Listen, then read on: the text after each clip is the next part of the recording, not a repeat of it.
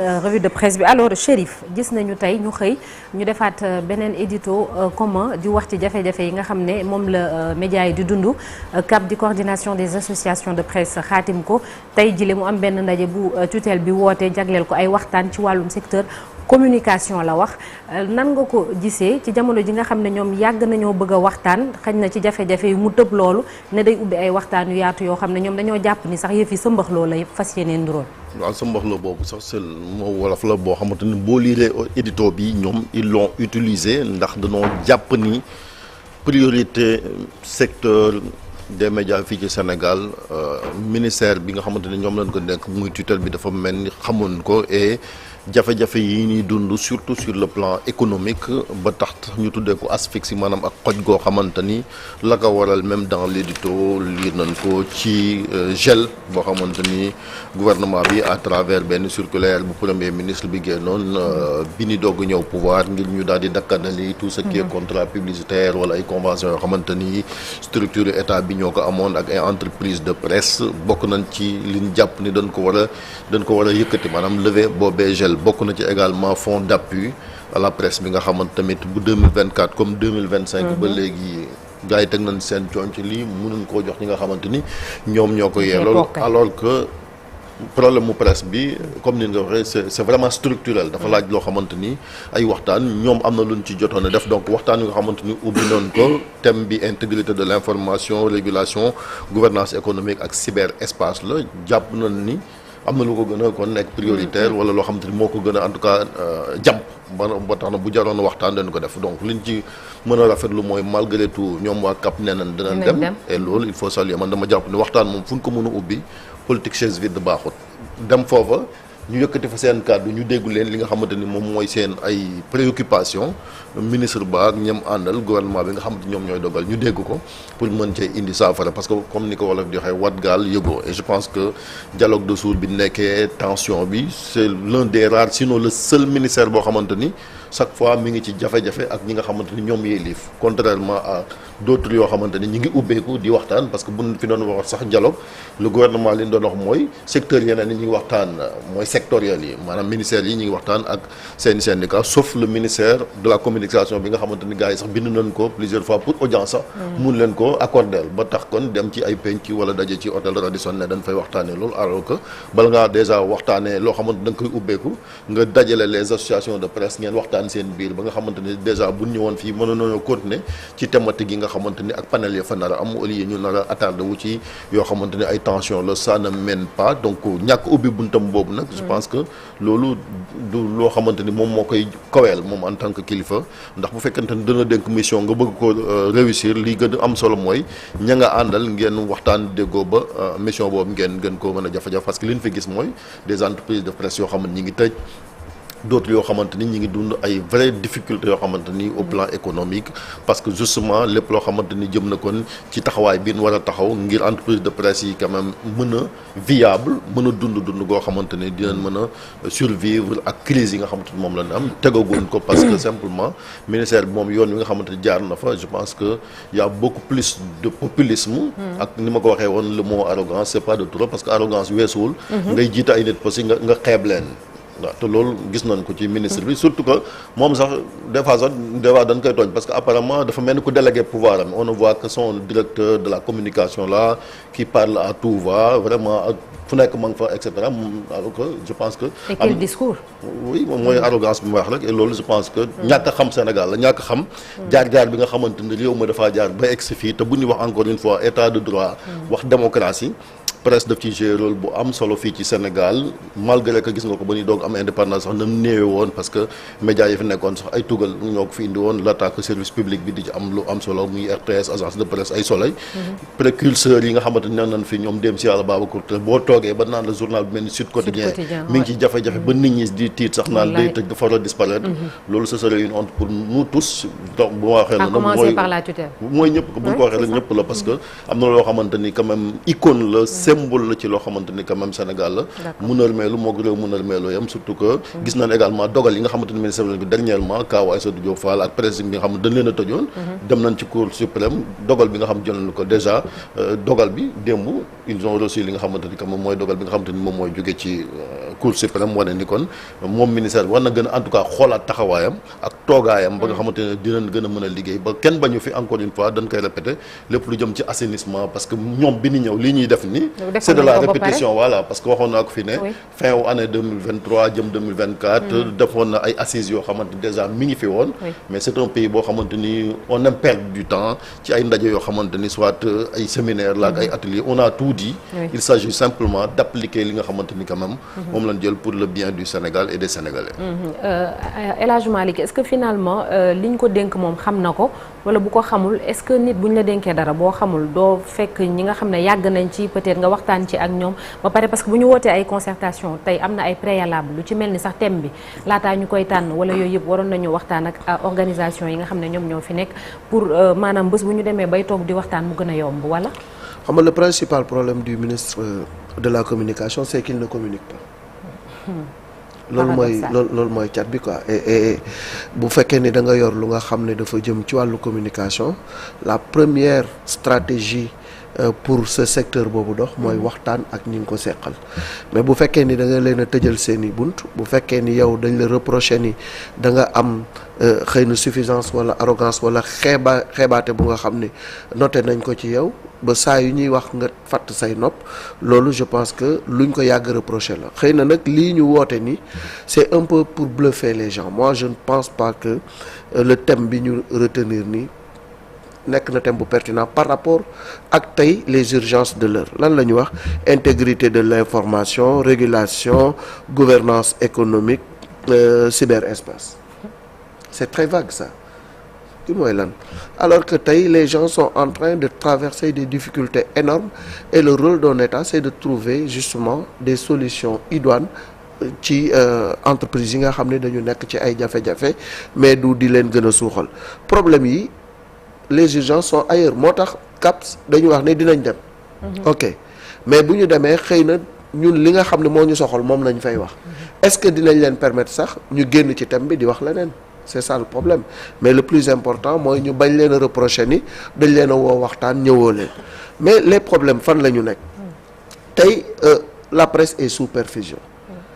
ñi ngi wax ne sud bu ñu moytul dina tëj mais lu jiitu sud stade tëj na sunu làmb tëj na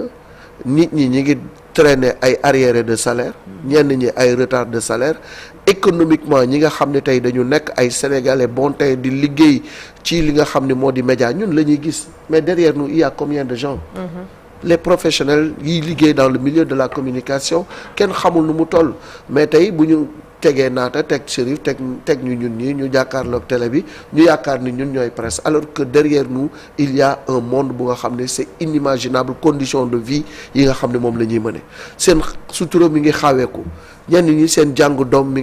ngi yàqu ñenn ñi ngi leen di génn fi ñu dëkk pourquoi parce que tey économiquement la presse est totalement asphyxiée dañu geler les contrats publicitaires publics mooy yi nga xam ne moom la ñu amoon depuis lors amul benn solution bu nga xam ne trouvé nañ ko ci yow bu fekkee ni da nga ni nit ki li nga ma ameel fay ma ko waaye fa nga doon jëlee xaalis tëj naa robinet bi loolu mooy demal nga deewi ji donc beneen bi ci des mooy retard des paiements yi nga xam ne dû mooy loolu retard de paiement déblocage des fonds d'appui et de développement à la presse boobu ba léegi ñi ngi ko bloqué fonds d'appui et d'aide à la presse kenn joxewu ko tey jii commission yi nga xam ne ñoom ñoo nekk ci wàllu distribution des cartes de presse ñi amoon seen bos périmé na ñi amul woon mën a guñoo am donc difficulté yooyu yëpp presse di ko traversé ak aussi li nga xam ne barki Dembo Ndiaye Cour suprême génne na ko comme décision ci conflit bi mu amoon ak Aïssatou par ricochet avec beaucoup d'autres organes de presse yu nga xam ne toll na ci 381 yu ñu tëjoon Cour suprême joxe décision loolu aussi lu ñu war a càmbar la lu ñu war a jëfe la donc commission de distribution des cartes yi wax naa ko léegi yooyu yëpp boo ko dajalee tey dafay mel ni que waxtaan wi waxtaanu kookuli la ko ak organe de régulation bi nga xam ne moom la ñu waxoon dañ koy mettre en place yooyu yëpp taxawagul ngay woon nit ñi ci waxtaan woo nga xamante ni franchement balaa ngay tal a waxtaan waaw bala nga ni naam ne fa balaa ngay tal ay waxtaane ay intégrité de l'information yu ma xamul kay nga nekk ñu nekkuñu la presse vit des moments extrêmement difficiles saag bu amul dara du taxaw donc il faudrait que les gens se penche sur les réels problèmes de la presse et essaie de trouver des solutions idoines ñu avancer mais yii yëpp li ñu wax ni face à au moins des constatations en trompant l'œil effectivement trompe l'œil loolu ay naxee mbaay la dañ ñoo bëgg a pëndal rek mais nañu waxtaan ci alikala ci sëñ Cheikh pratiquement ils ont tout résumé. Souvent quand des dirigeants bien au pouvoir décident d'organiser ce genre de rencontre ci thème yi nga gis ci xawma intégrité de l'information xam nga intégrité de l'information yooyu soo koy dégg c'est une façon de vouloir contrôler les médias parce que intégrité par rapport à quoi par rapport à qui et qui décide de l'intégrité de l'information je pense qu'il y a pas mieux placé que les journalistes pour xam lan mooy intégrité de l'information voilà mooy les médias wax dëgg fa yàlla je pense que Chérif l'a bien dit tey jii suñuy topp ci ay mbirum priorité képp kuy organiser dara ci média tey jii soo ñëwee li nga war a njëkk commencer mooy le modèle économique ñëpp xam nañ ne fii que le modèle économique des médias sénégalais est basé sur la publicité et le soutien de l'État ñaar yooyu moom moo fi am État mi ngi nii depuis combien de temps soutien mi ngi ko téye publicité bi ñëpp xam nañ ni comment ça se passe dans ce pays par rapport au public mais soo réglewul problème boobu kay affaire intégrité ak régulation mais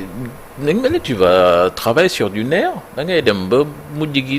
secteur boo xamee ni amatul nekkatul ngay bëgg réguler wala xawma lan je pense qu'on ne se trompe pas de priorité tey jii kuy def dara loo xam ne ci média yi la demal ci le modèle économique ñu xool comment sortir de cette situation précaire bi nga xam ne ni médias sénégalais yi ci moom la ñuy dund jamono ji ñëpp xam nañ ni commencé na bien avant que ce pouvoir di ñëw mais pouvoir bi tam bi mu ñëwee qu'on se trompe pas ou bien qu'on se dise la vérité am na lu mu ci yokk Malick mi ngi koy wax sànq suñu ñëwee arrêter les conventions yenn publicités yi tamit ñu arrêter ko fermer les robinets ba pare gën a dur sur nu mu tuddati le fisc mais forcément média bi daf koy yëg tudd na fi ay journaux yoo xam ne ni génn gisatu leen génnatuñu ñoom bés bi le jour yooyu yëpp c'était des journaux yoo xam ne wax dëgg fa yàlla nit ñi suñ heure bu ñu yeewoo di ko seetaan dañuy kontaan di ci gis ay informations yu fiables mais tu vois plus là et derrière ces disparitions de parution mais c'est un drame social moom nekk derrière cela. Comme l'a dit El Hadj Malick, il y a toute une équipe derrière. C'est ça un pouvoir li ko war mooy fexe sauvegarder activité bi et je pense que loolu nag suñ koy def nañ ko commencer ci koom gi moo gën ñu dem di dajale ay nit ñëw bari ku nekk ñëw di wax xalaatam après ñu dem seen yoon je pense pas que am na solo quoi. et puis ndem ci yàlla si sax ça nous permet de parler de ça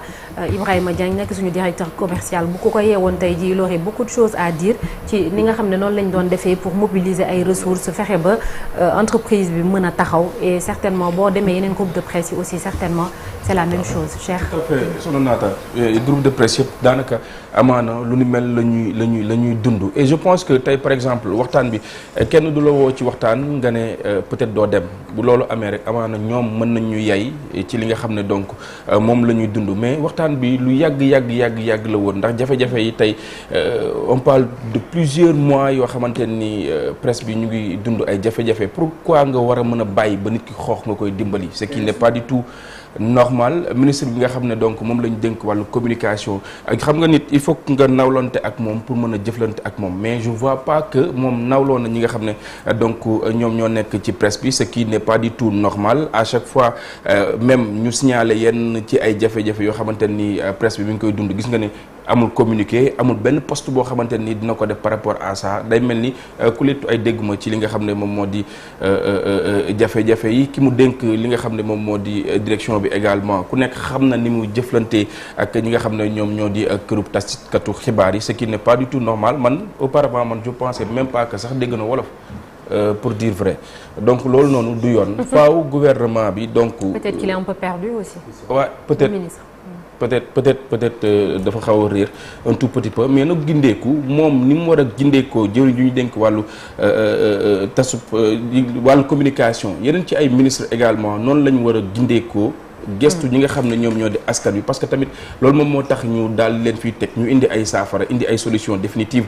par rapport ak problème yi même comme que nee nañu dañ fekk ci réew mi ay problème donc ñoom bu ñu ñëwee dañoo war a saafaraal nañuy saafaraalee bokk na ci nit ki nga déglu ko xam lan moom mooy ay jafe-jafe boo ko dégluwul doo mën a xam li nga xam ne donc moom moo nekk ci xolam doo mën a xam li nga xam ne donc moom lay dund ci ak métit il faut que concertation yu mel ni ñu koy def ci njël bu ko defee ñuy gaaw indi ay saafara mais mënoo topp nit ki ba mu xoox nga ne da nga koy dimbali loolu bomba retardement lay dugal. Et puis comme l'a dit la CAP la presse ne cédera pas ci biir édito bi voilà ñu jàll ci un jour au Sénégal un jour dans le monde.